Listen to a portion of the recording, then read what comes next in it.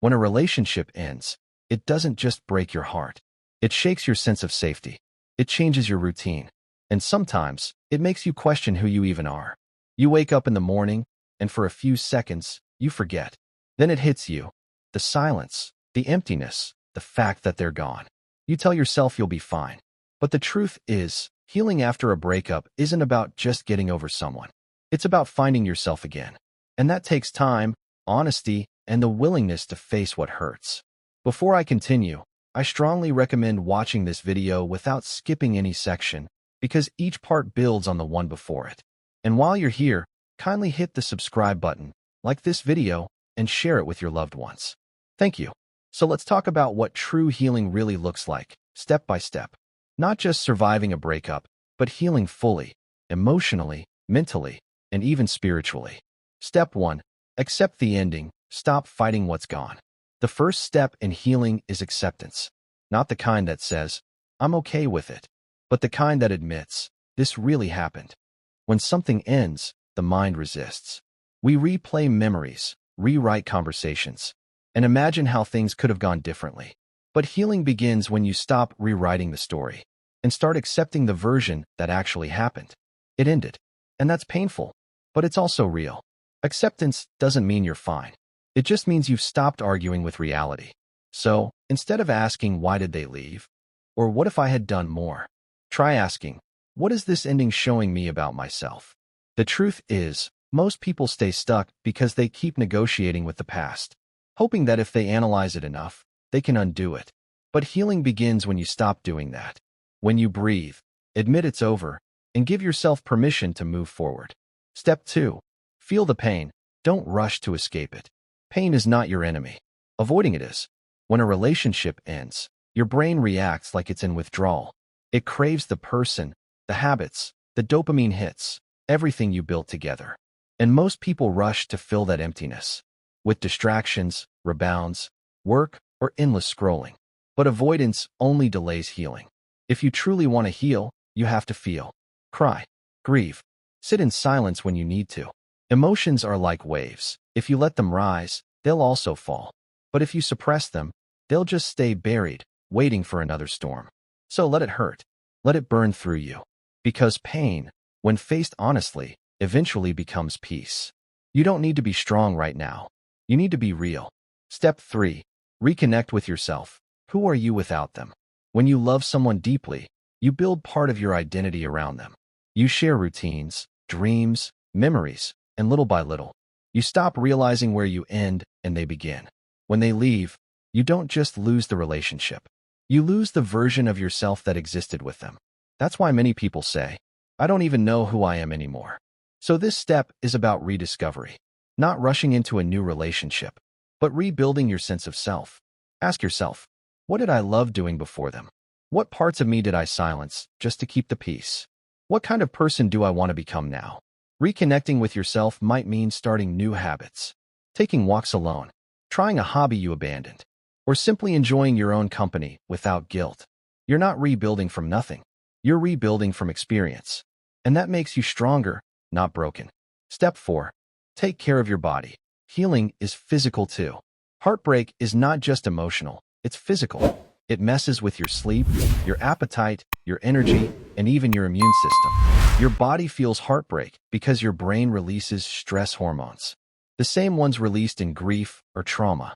So if you're exhausted, foggy, or numb, it's not weakness. It's biology.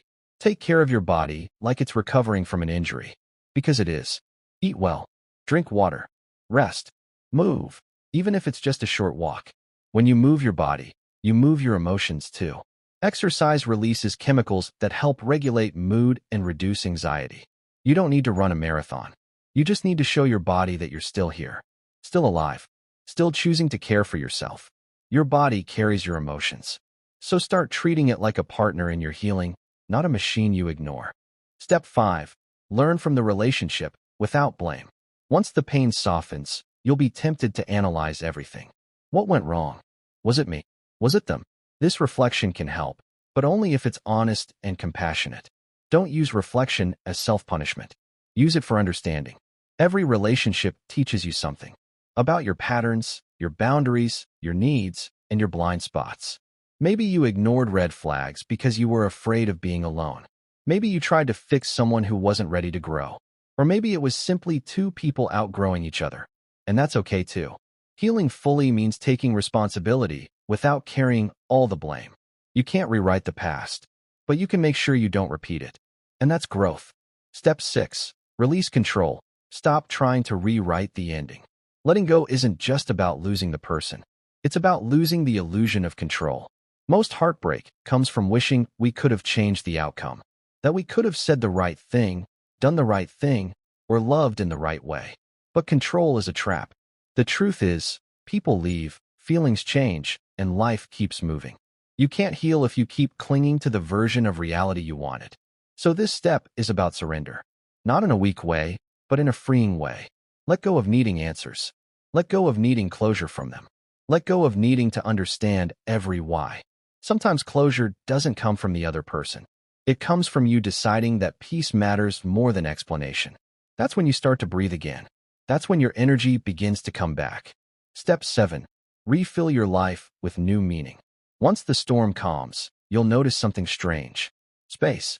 The space that used to be filled with them, their texts, their laughter, their presence, is now empty. And emptiness can feel heavy, but it's also an opportunity. You now have space to build a new version of your life, one that's not centered around someone else. So, refill that space intentionally. Reconnect with friends. Try something new. Travel, if you can. Read books that open your mind. Find meaning in something that has nothing to do with love, like growth, purpose, or creativity. Because healing fully isn't about replacing someone. It's about rediscovering the fullness of life without them.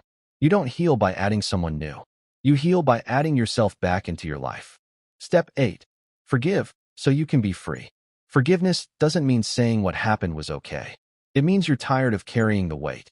Anger and resentment are heavy emotions. They keep you tied to the past, tied to them. And healing means loosening that grip. Forgive them for not being who you needed. Forgive yourself for what you didn't know then. When you forgive, you don't lose power. You reclaim it. You stop letting pain define your present. You start walking lighter. Because forgiveness isn't for them. It's for your peace. Step 9. Open yourself to life again. When you've truly healed, something beautiful happens. You stop fearing love. You stop seeing new people as potential heartbreaks and start seeing them as opportunities for connection. Healing fully doesn't mean your heart becomes hard. It means it becomes wiser. You don't rush into love again, but you also don't hide from it. You move forward with softness and strength, knowing that even if you fall again, you'll know how to stand up. Because now, you've met yourself in your lowest place.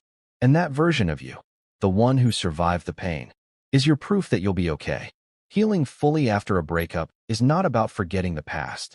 It's about remembering it differently, without pain, without blame, without longing. It's about looking at your reflection one day and realizing you're no longer defined by what ended. You're defined by what you became afterward. So take your time. Cry when you need to. Grow when you can. And remember, healing isn't a race. It's a return to yourself.